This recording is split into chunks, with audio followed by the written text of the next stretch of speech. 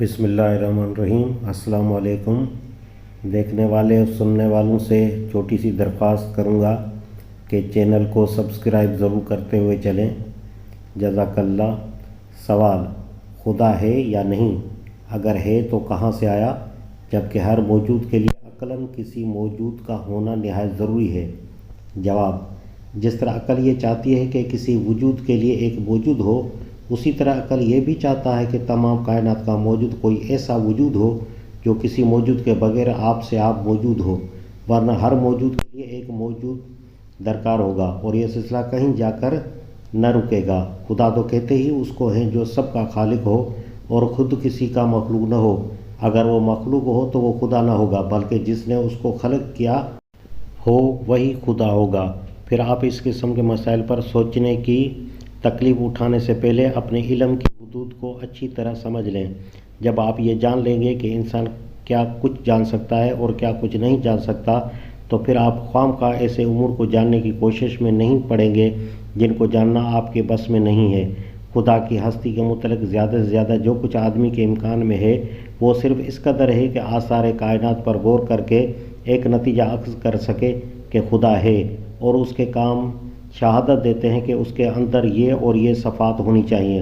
ये नतीजा भी इल्म की नोयत नहीं रखता, बल्कि सिर्फ़ एक अक़ली क़यास और गुमान गालिब की नोयत रखता है। इस क़यास और गुमान को जो चीज़ पुख्ता करती है वो यकीन और ईमान है, लेकिन कोई ज़रिया हमारे पास ऐसा नहीं है जो इसको इल्म की हद तक पहुंचा सके। अब आप खुद सोच लीजिए कि जब खुदा की हस्ती के बारे में भी हम ये दावा नहीं कर सकते कि हम उसको उसके होने का इल्म हासिल है, तो आखिर उसकी हकीकत का तफसील इल्म क्यों कर मुमकिन है?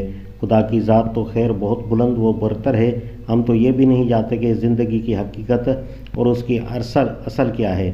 ये तवानाई जिसके मुतल्लिक़ हमारे साइंसदान कहते हैं कि उसने मादे की शक्ल अख्तियार की है और उससे ये कायनात वजूद में आई है, इसकी हकीकत हमें मालूम नहीं, और न हम ये जानते हैं कि ये कहाँ से आई और किस तरह उसने मादे की गोनागूं शक्लें अख्तियार की। इस किस्म के मामलात में क्यों और कैसे के सवालात पर गौर करना अपने जहन को इस काम की तकलीफ़ देना है जिसके अंजाम देने की ताकत और ज़रा उसको हासिल ही नहीं है। इसलिए गौर व फिक्र न पहले कभी इंसान को किसी नतीजे पर पहुंचा सका है, न अब आपको पहुंचा सकता है। इसका हासिल बजज़ हैरानी के और कुछ नहीं। इसकी बजाय अपने जहन को इन सवालात पर मरकूज़ कीजिए जिनका आपकी ज़िंदगी से ताल्लुक़ है और जिनका हल मुमकिन है।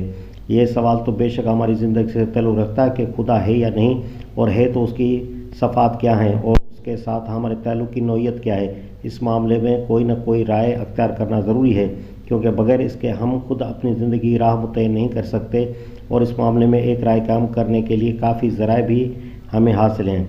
लेकिन ये सवाल कि खुदा कहाँ से आया न हमारी ज़िंदगी के मसाइल से कोई ताल्लुक़ रखता है और न इसके मुतल्लिक़ किसी नतीजे पर पहुँचने के ज़राए हमको हासिल हैं।